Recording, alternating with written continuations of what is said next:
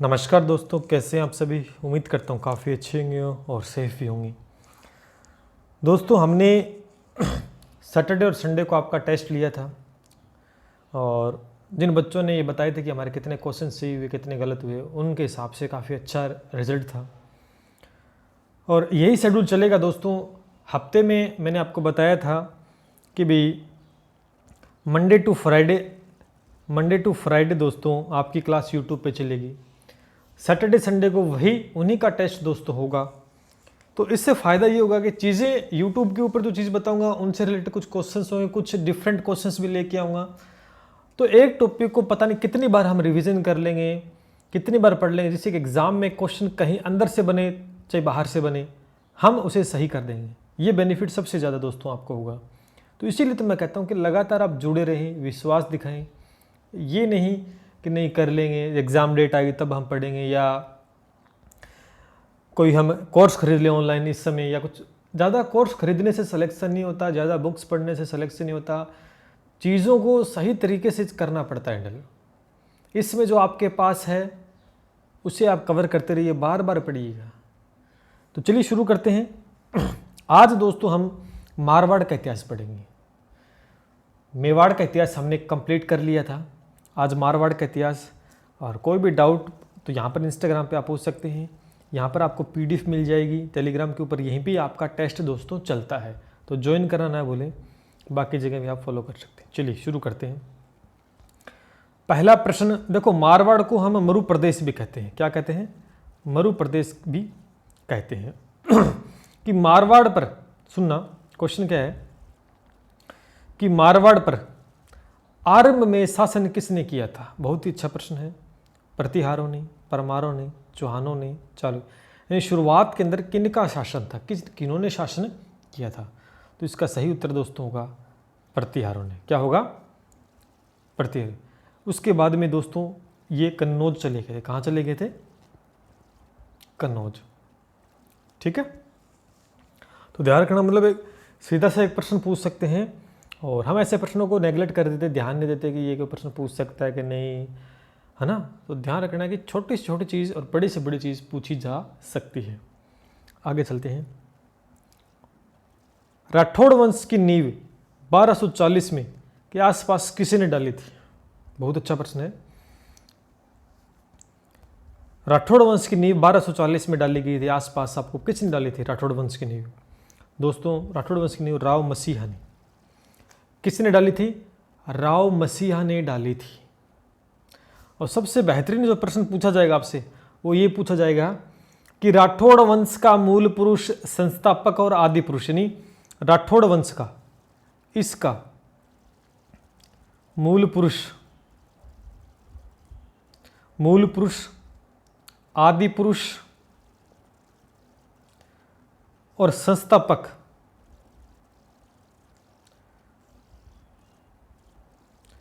किसे कहा जाता है? राठौड़ वंश का मूल पुरुष, संस्थापक, आदि पुरुष किसे कहा जाता है? तो वो भी दोस्तों राव मसीहा को कहा जाता है। ध्यान कर लेना। इसमें एक दो बात हम और जान लेते हैं कि राव मसीहा जो था, इसका जो वंशज थे वो राव चूड़ा था। इनका जो वंशज थे ना वो राव चूड़ा भी था, जिसके बारे में हम पढ़ चुके हैं पीछे। इसका रणमल राठौड़ भी था, रणमल राठौड़। राव जोधा भी दोस्तों इसका वंशज था। राव जोधा जिन्होंने जोधपुर की स्थापना की थी, राव जोधा भी राव सिंह के ही दोस्तों संस्थापक थे। अब राव चूड़ा, रणमल राठौड़ के बारे में हम पीछे डिटेल से दोस्तों पढ़ चुके हैं। मेवाड़ के इतिहास में आपने देखा था कि राव चूड़ा ने मंडोर को राजधानी बनाया, रणमल राठौड़ की बहन हंसाबाई के बाद राणा लाखा से हुआ था। ये बातें हम पीछे डिस्कस दोस्तों कर चुके हैं। यहाँ पर जो मेन प्रश्न बन रहा है उसका ध्यान आपको रखना है। क्या? कि राठौड़ वंश की नींव 1240 में डाली गई, आसपास किसने? राव सिंह ने। और राव सिंह को राठौड़ वंश का मूल पुरुष, संस्थापक और आदि पुरुष कहा जाता है। ठीक है, चलिए आगे बढ़ते हैं। राव जोधा का शासनकाल था। बहुत ही प्यारा क्वेश्चन है। राव जोधा का शासनकाल था 1438 से लेकर दोस्तों 88 तक शासनकाल था। तो कौन सा ऑप्शन सही होगा? 3 नंबर दोस्तों ऑप्शन है यहाँ पर सही हो जाएगा। ठीक है, चलिए आगे बढ़ते हैं। जोधपुर शहर का निर्माण किसने करवाया था? अभी मैंने बताया कि जोधपुर शहर का निर्माण राव जोधा ने करवाया था। किसने करवाया था? राव जोधा ने करवाया था। ठीक है। और राव जोधा और महाराणा कुंभा की आबल बाबल की संधि भी दोस्तों हुई थी, इसके बारे में डिस्कस हमने कर लिया था। किसने करवाई थी? हंसाबाई ने करवाई थी। मेवाड़ की पहाड़ियों पर मेवाड़ और मारवाड़ की सीमाओं का निर्धारण किया था, इसलिए संधि दोस्तों हुई थी। इसके बारे में मैंने मेवाड़ में पढ़ लिया था और बार बार फिर मैं आपको बता रहा हूं। तो जोधपुर शहर का निर्माण किसने करवाया? राव जोधा ने। कब करवाया? ये आपसे प्रश्न पूछ सकते हैं। कब करवाया? ये प्रश्न आपसे पूछ सकते हैं। राव जोधा ने 1459 के अंदर, ध्यान रखना, नोट कर लेना, 1459 के अंदर। ठीक है। अब इसी राव जोधा ने मेहरानगढ़, जिसे मोर ध्वज के नाम से जानते हैं, उस दुर्ग का निर्माण भी इस राव जोधा ने करवाया था। करणी माता मंदिर की नींव भी इन्होंने रखी थी, ध्यान रखना। तो जोधपुर शहर का निर्माण भी करवाया था, मेहरानगढ़ दुर्ग का निर्माण भी करवाया था, करणी माता की नींव भी रखी इन्होंने मंदिर की। तो इतनी बातें आपको ध्यान रखनी है राव जोधा से रिलेटेड। ठीक है, चलिए आगे बढ़ते हैं। राजस्थान का एकमात्र प्राचीन विश्वविद्यालय जय नारायण व्यास कहाँ पर स्थित है इस समय? दोस्तों ये इस समय आप सभी को पता होना चाहिए, जोधपुर में स्थित है। कहाँ पर है? जोधपुर में। ठीक है, चलिए आगे बढ़ते हैं। अब आता है मालदेव। मालदेव का शासनकाल पूछा गया है, बहुत ही प्यारा क्वेश्चन है, कई बार पूछा गया है। मालदेव का शासनकाल, दोस्तों मालदेव का शासनकाल 1531 से लेकर 1562 तक था, यानी बी ऑप्शन सही होगा, 1531 से लेकर 1562। ये वही मालदेव है जिसने 1527 में खानवा का युद्ध हुआ था। किसका हुआ था? खानवा का युद्ध। किसका युद्ध हुआ था? खानवा का युद्ध हुआ था, जिसमें राणा सांगा की सहायता की थी इसी यादव ने। ये वही मालदेव है दोस्तों। तो मतलब क्वेश्चन कहीं से पूछ सकते हैं। ये अगर ये प्रश्न पूछते कि खानवा के युद्ध में राणा सांगा की सहायता मारवाड़ की तरफ से किसने की थी? मालदेव ने की थी। किसने की थी? मालदेव ने। तो आपको ये प्रश्न भी दोस्तों ध्यान रखना है। चलिए आगे बढ़ते हैं।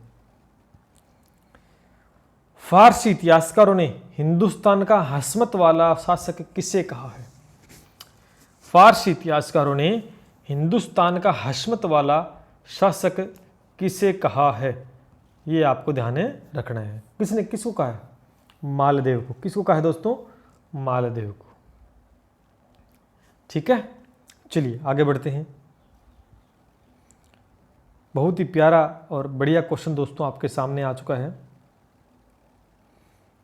कई बार एग्जाम में पूछा गया है कि साहेब का युद्ध बोल सकते हैं या साहेब का युद्ध, या दोस्तों इसको हम मोहबा या पाहेबा, माहेबा या पहेबा का युद्ध भी दोस्तों बोलते हैं।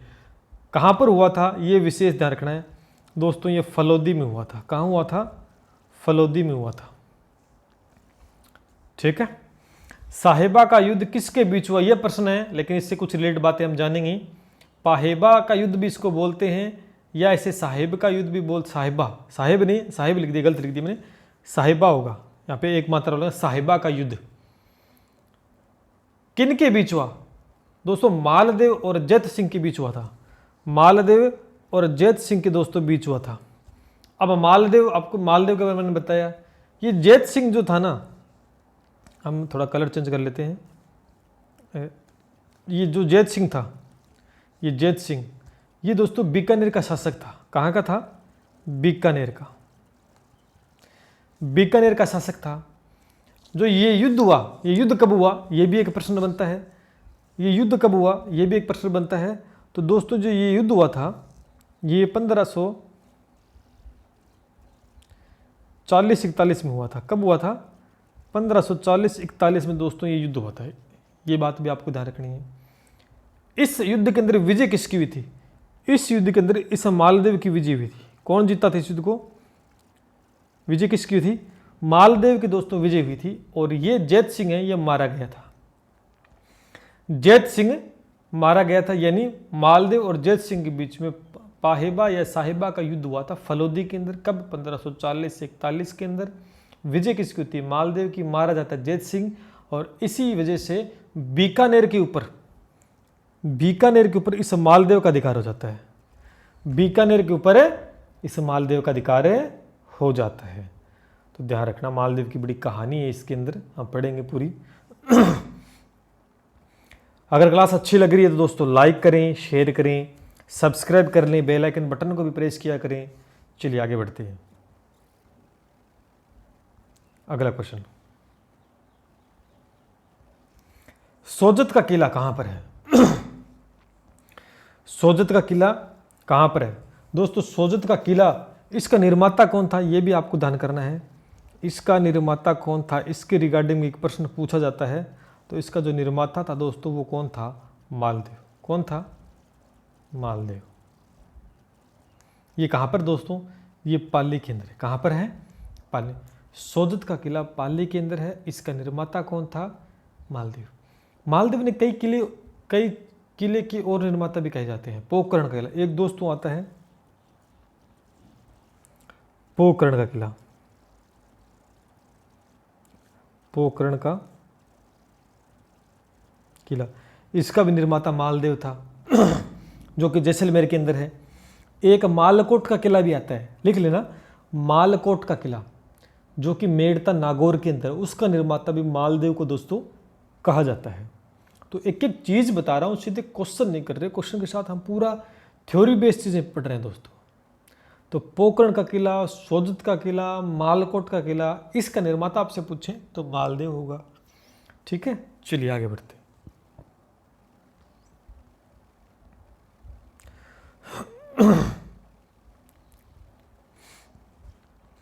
गिरि सुमेर का युद्ध किसके बीच हुआ? बहुत ही अच्छा क्वेश्चन, कई बार पूछा गया है। गिरि सुमेर का युद्ध किसके बीच हुआ?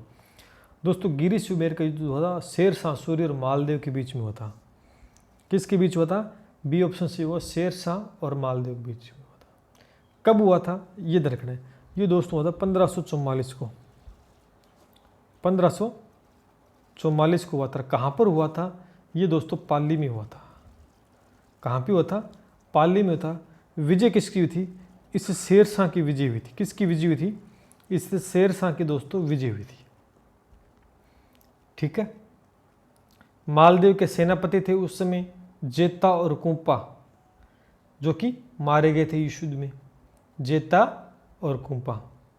और आपसे प्रश्न पूछे शेरशाह का सेनापति कौन था? जलाल खां जुनानी था उस समय। ठीक है, चलिए इसी युद्ध में शेरशाह सूरी ने एक बात बोली थी, वो अगले प्रश्न में हम लिखित बात करेंगे। इसी युद्ध के अंदर, गिरि सुमेर युद्ध के अंदर मालदेव नहीं, शेरशाह सूरी विजय तो हो गया था, लेकिन एक तरफा में नहीं हुआ था विजय, बस बाल बच गया था, मगर जीत गया था इस युद्ध को। वो अगला प्रश्न देख लेते हैं, कौन सा है ये प्रश्न, कई बार पूछा गया एग्जाम में, कि मुट्ठी भर बाजरे के लिए हिंदुस्तान की बादशाह खो देता, ये किसने कहा था? ये बात दोस्तों शेरशाह सूरी ने बोली थी गिरि सुमेर युद्ध के अंदर। तो प्रश्न आपको घुमा के ऐसे पूछ सकता कि ये बात कौन से युद्ध में बोली, ये भी पूछ सकता है आपसे। किसने बोली ये पूछ सकता है, क्यों बोली ये पूछ सकता है। तो मुट्ठी भर बाजरे के लिए मैं हिंदुस्तान की बादशाह खो देता, ये बात शेरशाह सूरी ने बोली थी गिरि सुमेर युद्ध में। तो ये बात आपको दोस्तों ध्यान रखनी है। चलिए आगे बढ़ते हैं। अगला प्रश्न दोस्तों, कि रूठी रानी नाम से किसे जाना जाता है? कई बार एग्जाम में पूछा गया, रूठी रानी किसे कहते हैं? दोस्तों रूठी रानी उमादेव को बोलते हैं। ये कौन थी? ये मालदेव की पत्नी थी। किसकी थी? ये मालदेव की पत्नी थी, मालदेव की पत्नी थी दोस्तों, जिसे हम रूठी रानी कहते हैं। और जैसलमेर के शासक लूणकर्ण की पुत्री थी। आपसे इसके पिता का नाम पूछे तो लूणकर्ण जैसलमेर का शासक था। ठीक है। और इससे जुड़ी एक विशेष बात कि ये 1562 के अंदर दोस्तों, मैं बता देता हूँ, 1562 में ये लेडी 1562 के अंदर महासती हुई थी। महासती हो गई थी, क्यों? क्योंकि 1562 के अंदर इस मालदेव की मृत्यु हो गई थी। मालदेव की मृत्यु होगी और पति के निशान चिन्ह को लेकर ये महासती हुई थी 1562 को। कौन हुई थी? रानी रूठी रानी या उमादे। प्रश्न बहुत प्यारा प्रश्न पूछ सकते हैं। ठीक है, चलिए आगे बढ़ते हैं।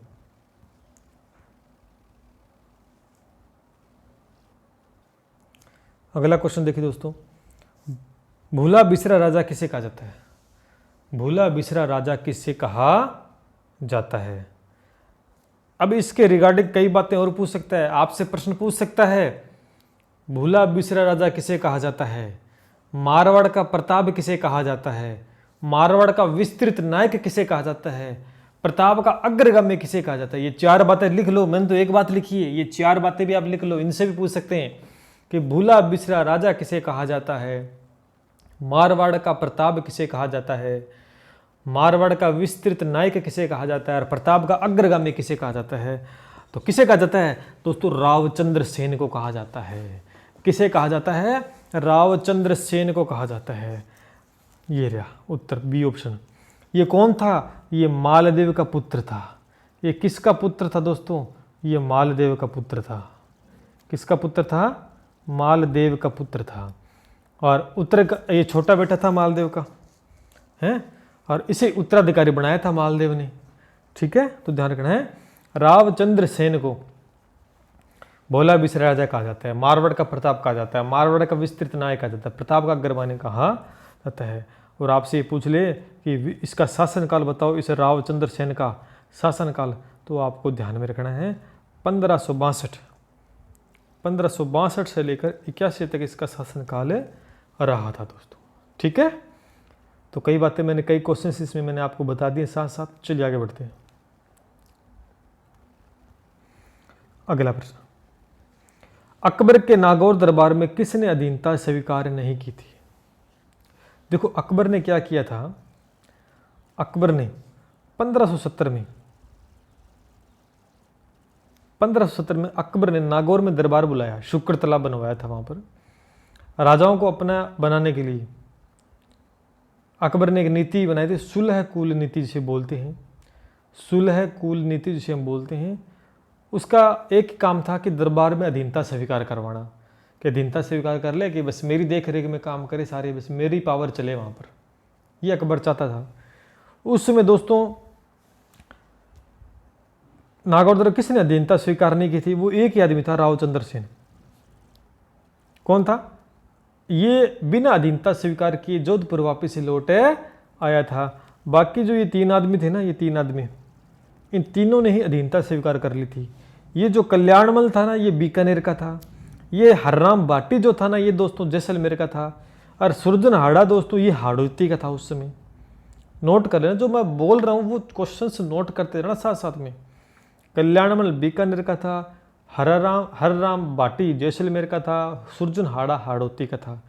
लेकिन रावचंद्र सेन भी गया था उस दरबार में, बट इसने अधीनता अकबर की स्वीकार नहीं की थी। इसी वजह से तो अकबर का युद्ध होता है। अब अकबर का कहना नहीं मानेगा तो अकबर तो युद्ध करेगा फिर कभी मेरे अधीनता स्वीकार नहीं की, तो आगे युद्ध भी होता है, उससे बात करेंगे। चलिए, जोधपुर को खालसा किसने घोषित किया? बताइए दोस्तों, जोधपुर को खालसा घोषित किसने? दोस्तों जोधपुर को खालसा अकबर ने घोषित किया था। किसने घोषित किया था? अकबर ने। उस समय अकबर दिल्ली का सुल्तान था। रावचंद्र सेन के साथ युद्ध हुआ था इसने अकबर ने 1564 के अंदर। रावचंद्र सेन जिसने अधीनता स्वीकार नहीं की, उसमें इसके साथ युद्ध हो गया था। और रावचंद्र सेन जोधपुर में था, मारवाड़ में, ये भाग गया उस समय।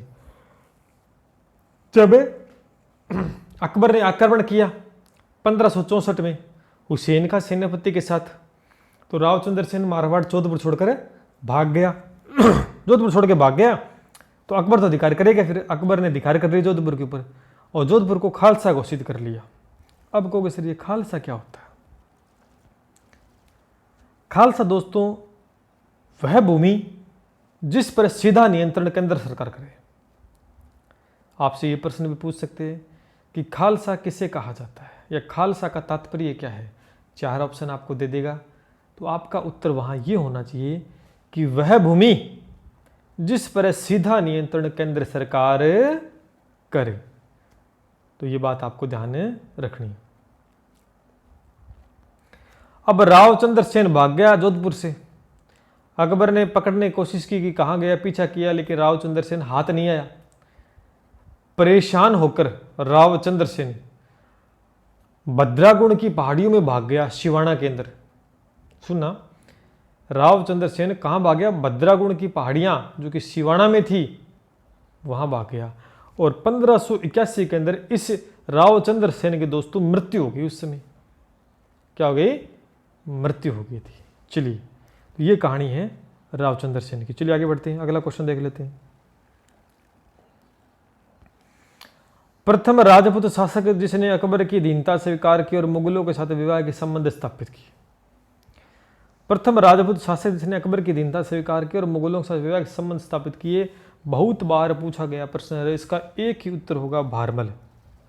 क्या होगा? भारमल होगा।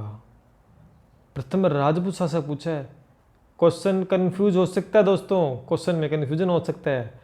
अगर आपसे प्रश्न पूछे कि प्रथम राजपूत शासक, आपसे ये पूछ ले कि प्रथम राजपूत शासक, तो दोस्तों आपका उत्तर होगा भारमल। और यही प्रश्न घुमाकर पूछ ले कि मारवाड़ का प्रथम शासक,